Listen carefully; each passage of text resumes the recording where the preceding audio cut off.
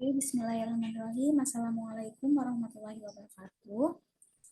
Perkenalkan, nama saya Arofah Hinasa Putri dari jurusan Sistem Informasi 5 Angkatan 2020 dengan NIM 01101211. Di sini saya akan mempresentasikan tugas dari UTS dari mata kuliah Digital Forensik.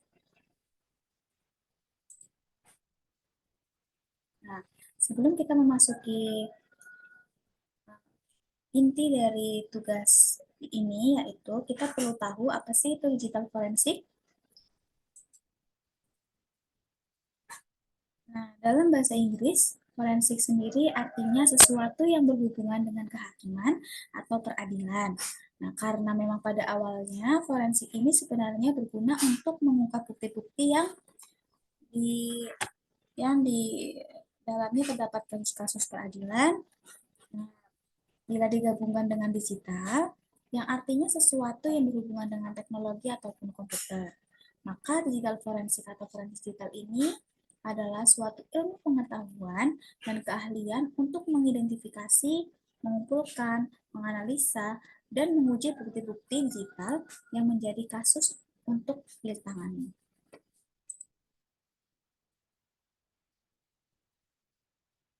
Adapun langkah-langkah dalam melakukan proses digital forensik itu ada 7. Yang pertama ada identifikasi. Nah, identifikasi ini adalah langkah awal dalam proses digital forensik. Pada proses ini berisi hal-hal bukti apa yang ada pada kasus tersebut, di mana disimpannya, dan bagaimana ia disimpan atau dalam bentuk format apa. Nah, contohnya, terdapat bukti handphone di tempat terjadinya kasus dalam kondisi handphone masih menyala dan ternyata berisi percakapan si pelaku melalui chat. Lalu yang kedua, terdapat koleksi. Koleksi ini yaitu suatu tahap atau proses mengumpulkan bukti untuk mendukung penyidikan. Nah, tahapan ini merupakan tahapan yang sangat menentukan karena bukti-bukti yang didapat akan sangat mendukung dalam penyelidikan untuk mengajukan seseorang ke pengadilan dan diproses secara hukum hingga akhirnya apakah akan dijebloskan atau ditahan di penjara. Lalu yang ketiga yaitu preservasi. Pada tahap ini biasanya kita sebut juga dengan pemeliharaan. Nah, di tahap ini kita itu melindungi bukti-bukti yang sudah diperoleh dari kerusakan, perubahan, dan penghilangan data oleh pihak tertentu. Lalu yang keempat terdapat akuisisi. Nah, pada proses ini yaitu kita membuat salinan barang bukti digital dan mendokumentasikannya, metodologi yang digunakan serta aktivitas yang dilakukan. Lalu yang kelima, terdapat eksaminasi. Nah, pada tahap eksaminasi atau tahap pemeriksaan ini, data yang dikumpulkan secara forensik, baik secara otomatis ataupun manual, serta memastikan bahwa data yang didapat berupa file asli sesuai dengan yang didapat pada tempat kejadian. Lalu, yang selanjutnya, yang nomor 6, terdapat langkah analisis. Nah, pada tahap ini dilakukan setelah mendapatkan file atau data digital yang diinginkan dari proses pemeriksaan sebelumnya. Selanjutnya, data tersebut dianalisis secara detail dan komprehensif dengan metode yang dibenarkan secara teknik dan hukum untuk dapat membuktikan data tersebut. Lalu yang terakhir, yang ketujuh yaitu tahap pelaporan. Pada tahap ini dilakukan pelaporan hasil analisis yang meliputi penggambaran tindakan yang dilakukan, penjelasan mengenai tool dan metode yang digunakan menentukan tindakan pendukung yang dilakukan, dan memberikan rekomendasi untuk perbaikan kebijakan, metode tool atau aspek pendukung lainnya pada proses tindakan digital forensik. Lalu yang kedua yaitu, di sini saya akan menjelaskan tentang kasus cybercrime Bangladesh Bank Robbery. Adapun yang pertama yaitu kronologinya.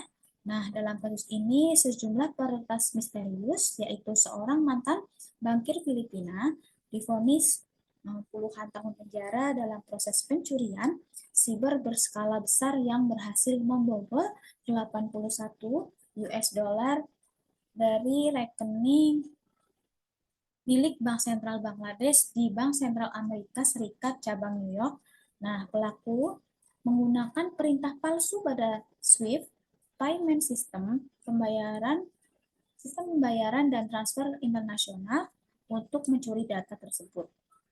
Untuk dana itu ditransfer ke sejumlah rekening pada salah satu cabang Filipina bernama Rizal Commercial Banking atau RCBC di Manila.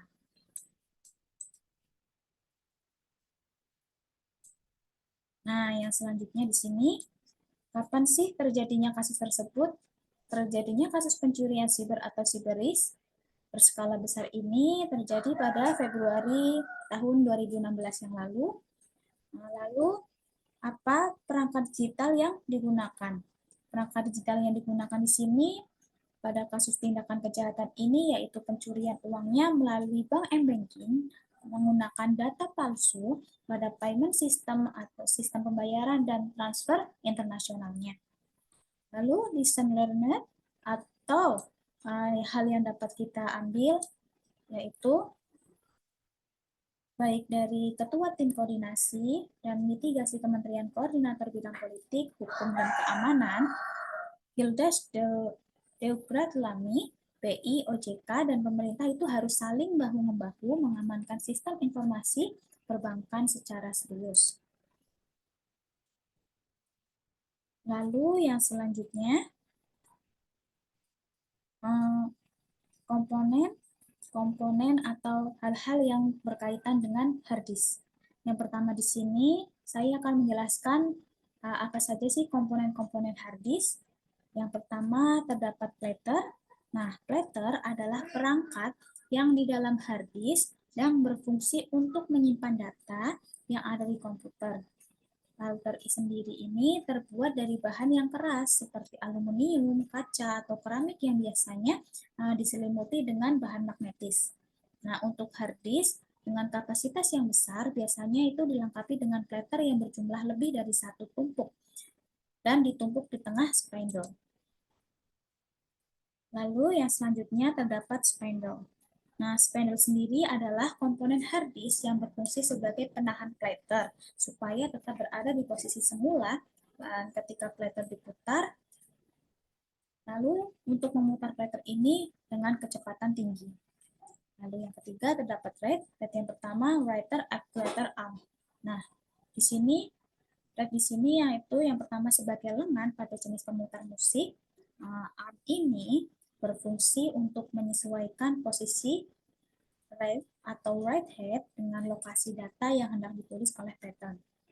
Lalu yang keempat, read write head, yaitu berguna untuk membaca, menulis, dan menghapus data yang ada pada platter. Lalu di sini saya akan menjelaskan tentang track, sektor, dan cluster. Apa sih itu sektor? Seperti yang sudah terlihat pada gambar.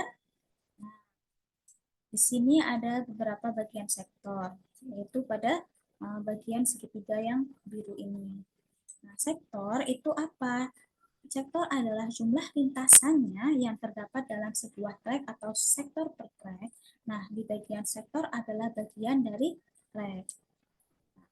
Lalu track itu apa? Nah, track secara sederhana ini adalah lintasan hard disk yang berwarna merah ini. Track adalah bagian dari hard disk yang membentuk lingkaran konsentris yang berbentuk lingkaran. Jika diumpamakan seperti buku, maka track ini adalah garis tempat di mana untuk menulisnya huruf. Nah, lalu yang terakhir, cluster. Nah, pada garis hijau ini, cluster adalah banyak lintasan yang terdapat dalam sektor atau cluster per sektor. Nah, pada cluster ini biasanya digunakan untuk menyimpan informasinya. informasi di dalam berkas atau direktorinya. Nah, pada konsep ini juga berguna untuk mengurangi keborosan dalam melakukan manajemen terhadap struktur data di dalam hard disk sehingga sistem berkasnya itu tidak mengalokasikan sektor disknya, tetapi sekumpulan sektor ini saling berdekatan. Lalu, yang terakhir, saya akan menjelaskan tentang kenapa file yang sudah dihapus pada hard disk masih bisa dibaca dengan tool tertentu.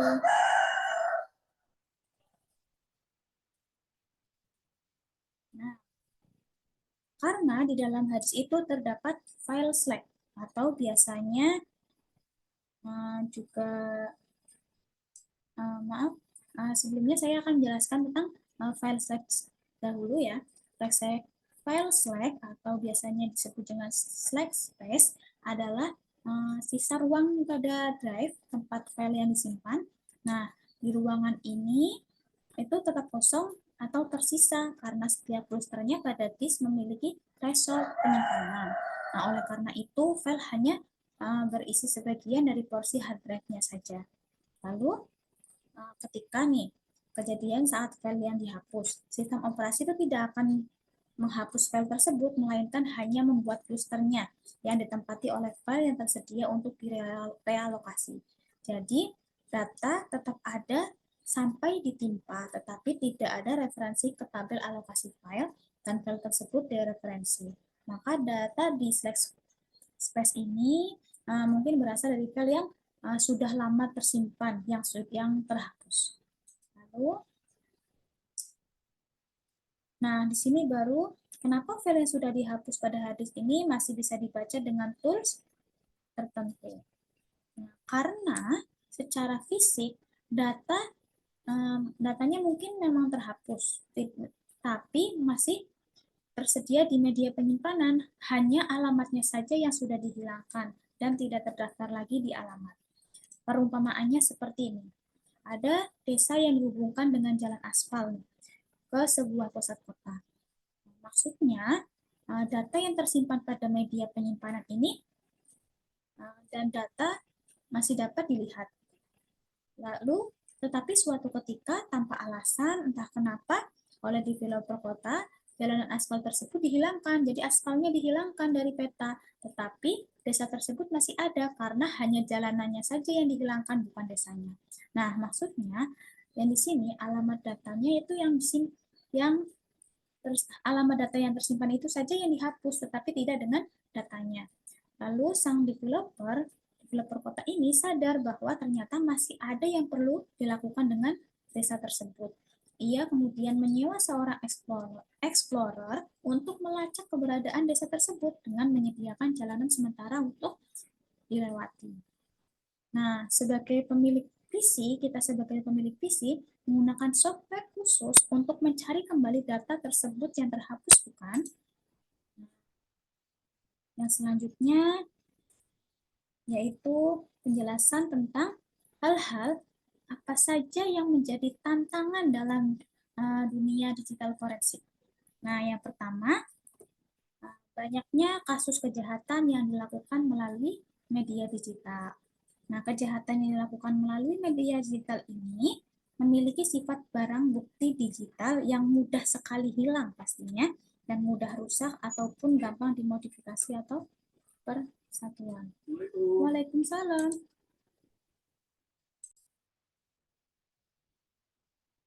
Lalu yang kedua, terdapat cybercrime.